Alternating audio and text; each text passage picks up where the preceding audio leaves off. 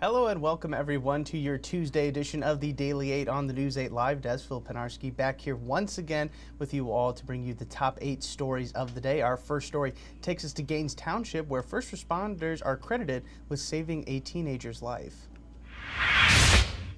It's a story that we brought you yesterday and details the heroic actions of 2 Kent County Sheriff's deputies, an off-duty paramedic, and an OGBYN. According to authorities, a 16-year-old tennis player was taking part in a tournament at South Christian High School on Friday when they became unconscious. That's when the first responders jumped into action, performing CPR on the teen until an AED was brought out and used to resuscitate the teen. The teen is said to be doing well now after the incident, and authorities are using this moment to remind schools and parents and students about the importance of knowing how to perform CPR and also how to use these AED machines that are quickly becoming very popular in instances where medical attention is needed.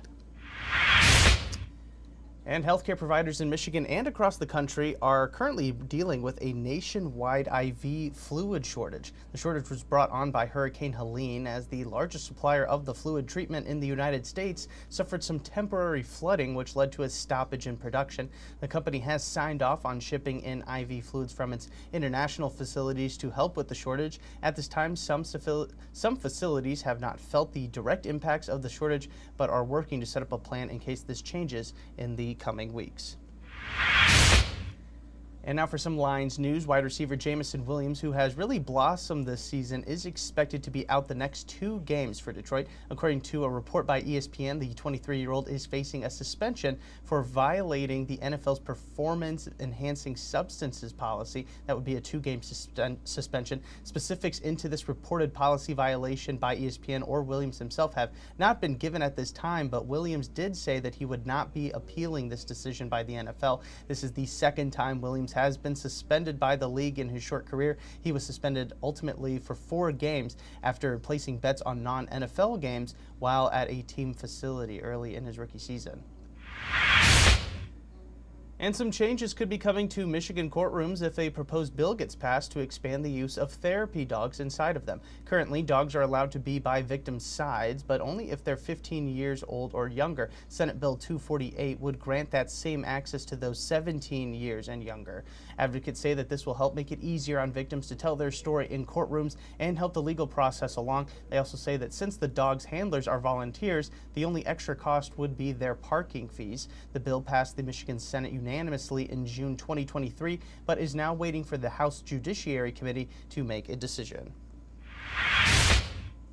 And some good news for coffee lovers. Foxdale Coffee is coming to West Michigan. The parent company, owned by Sherry DeVos, started in Orlando, Florida, and is now planning to open up shops in Grand Rapids and Byron Township. Construction and renderings are already being planned out, and the Byron Center location is set to open the first week of December, with the Grand Rapids one set to open sometime next spring along Wealthy Street.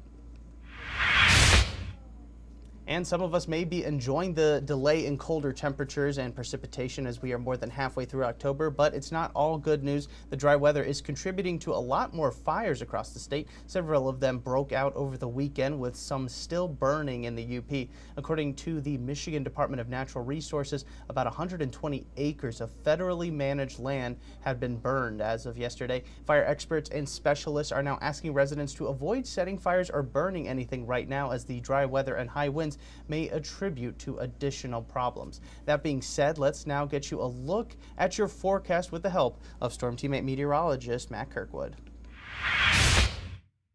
Well, how about one more day in the 70s? We're going to squeeze in one more day with the temperatures well above average, but you can see there's going to be a few more clouds in the mix out there, and eventually, believe it or not, a chance of rain. You can see those showers out there with an area of low pressure in the Central Plains, and that will be close enough to us later today. We'll have a chance of some showers. I'd say around 5 o'clock or thereafter. In the meantime, partly to mostly cloudy conditions will filter in today, with temperatures peaking in the mid-70s. Breezy and cooler tomorrow. Cold front marches through tomorrow morning. That's going to shift our wind wind out of the north and west, and we could see a brief light shower tomorrow morning as well. Better chance of rain be later Thursday night in through at least the first half of Friday, and that should be a more widespread rain. After that, that's behind a cold front. It does cool us off this upcoming weekend with temperatures more seasonal levels in the 50s, but we still hold on to sunshine. Then we start to warm things up again early next week, possibly more 70s heading our way for next Tuesday.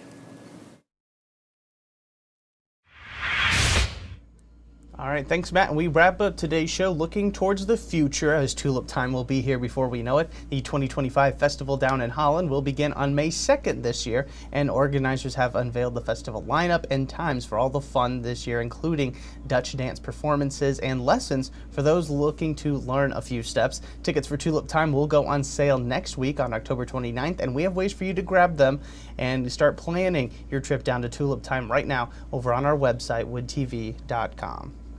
And that's also where you can find more on all of these stories that we touched on today, as well as catching up on all episodes of the Daily 8. Again, full replays can be found over on our website shortly after the conclusion of each and every episode of the Daily 8. That is going to do it for us today for this edition of the Daily 8. I want to thank everybody so much for tuning in. I'm Phil Pinarski, and we hope you have a great rest of your day.